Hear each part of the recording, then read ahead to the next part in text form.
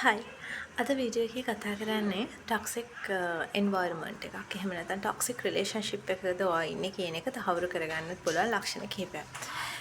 Toxic කියන දේ ගොඩක් වෙලාට සමාජයේ කතා කරන දෙයක්. ඒක අතීතයේ සිට තිබුණු දෙයක්. නමුත් අද වෙද්දී ඒක වැඩිපුර කතා කරනවා. මොකද මේ දේ ටොක්සික් එක නිසා ටොක්සික් මනුස්සෙක් නිසා තම මනුස්සෙක් සම්පූර්ණයෙන්ම ජීවිත කාලෙම විඳවනවා ගොඩාක් දුරට. ඒක අතීතයේදී ඒක සාමාන්‍ය විදිහට විඳව හිටියත් අද සමාජයේ දියුණු වීමත් එක්ක කිසිම කෙනෙක් ඒ වගේ මනුස්සෙක් එක්ක විඳව ඉන්න කැමති නැහැ.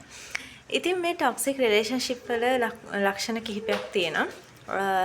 අංක එක තමයි ටොක්සික් කෙනෙක් ගොඩක් වෙලාවට පිට මිනිස්සුන්ට මාර ආදරයක් පෙන්නනවා. ඔබ කවදාවත් මිනිස්සෙක් ඔබට හොඳට කන්න බොන්න දුන්නට ඔයා වෙනුවෙන් ගොඩක් කැපකිරීම කරාට ඔයා හිතන්න එපා යා මාර හොඳයි එයා ජීවිත කාලෙටම ඔයාට සපෝට් කරයි කියලා නැහැ. ගොඩක් වෙලාවට ටොක්සික් අය කරන්නේ එයාලට ඔයාව නතු කරගන්න ඔයා වෙනුවෙන් පෙනී සිටින එක. අනවශ්‍ය විදිහට උදව් කිරීම ඔබ එපා ගියද්දිත් ඔයාට උදව් කරනවා. ඔයාට උදව්වක් අවශ්‍ය නැති වෙලාවෙත් ඔයාට උදව් කරනවා. ඉතින් ඒකේ ලොකු ප්‍රශ්නයක් තියෙනවා.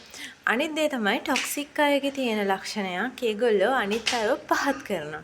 මොකද එයාට තියෙන අර ඉන්සෙකියුරිටි එක ඒ විතරක් නෙමෙයි ඒ ටොක්සික් කියන ලක්ෂණ තියෙන මිනිස්සු ඇත්තටම මානසික රෝගීන් ගොඩාක් දුරට එයාට බෙහෙත් ගන්න අවශ්‍යයි.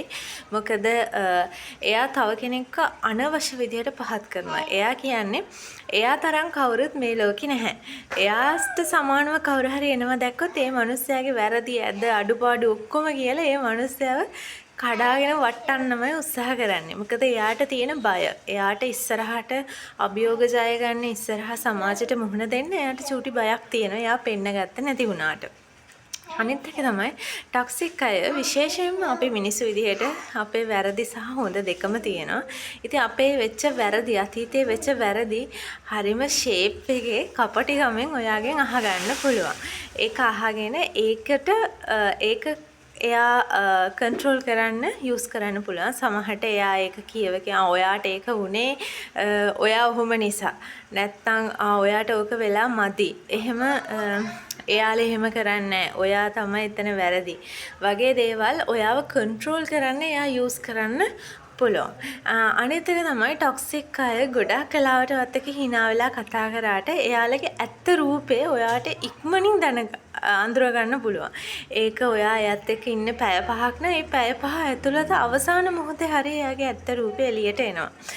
මොකද එයා ගොඩක් කලාවට රඟපානවා. ඇත්තම ගියොත් රඟපානවා. එයා මුහුණෙන් පෙන්වන දේ නෙමෙයි ඇතුළාන්තේ තියෙන. ඉතින් මේක සමහරට ඔබ විවාහ වෙන පාර්ට්නර් එක්ක ඔයා එෆෙයාක තියෙනකොට පාර්ට්නර් ඔයාට හොඳට කන්න දෙනවා බොන්න දෙනවා ඔයා වෙනුවෙන් කැපවීම සෑහෙන්න කරනවා. හැබැයි බැඳලා පස්සේ ඔයාව එයා කන්ට්‍රෝල් කරන්න එයාට ඕන විදිහට හසුරවන්න උත්සාහ කරන්න පුළුවන්.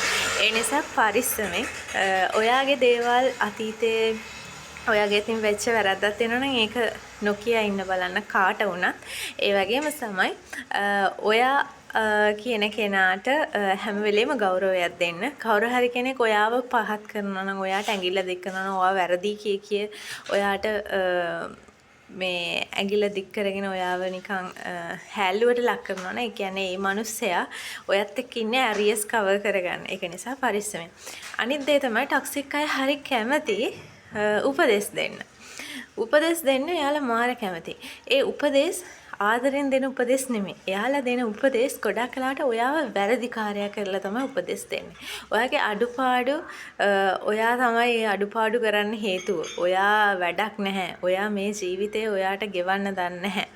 එහෙම නැත්නම් ඔයා දේවල් හරියට කරන්නේ නැහැ. දැන් උදාහරණයකට හිතමු ඔබ අම්මා කෙනෙක් නම් ඔයා දරුවව හරියට බලා ගන්න නැහැ. ඒක පිට ආයටත් එයා ගිහින් කියන්නේ එමය. එයා දරුවා හරියට බලා ගන්න දන්නේ නැහැ. ඉතින් ඒ වගේ දේවල් කියනවා නම් ඇත්තටම ඒ කෙනා ටොක්සික්. මොකද අපිට මිනිස්සෙක්ට උපදෙස් දෙන්න පුළුවන් ආදරෙන්. හැබැයි ඒක අනවශ්‍ය විදිහට උපදෙස් දෙන්න ඕනේ නැහැ අපි කවුරුත්.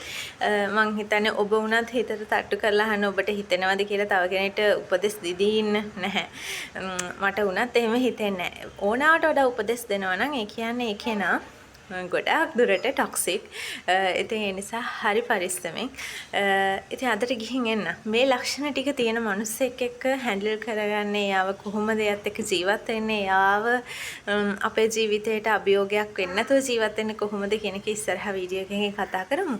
අදට ගිහින් එන්න. ඉක්මනින් හම්බ වෙන්න බලාපොරොත්තු වෙන්න.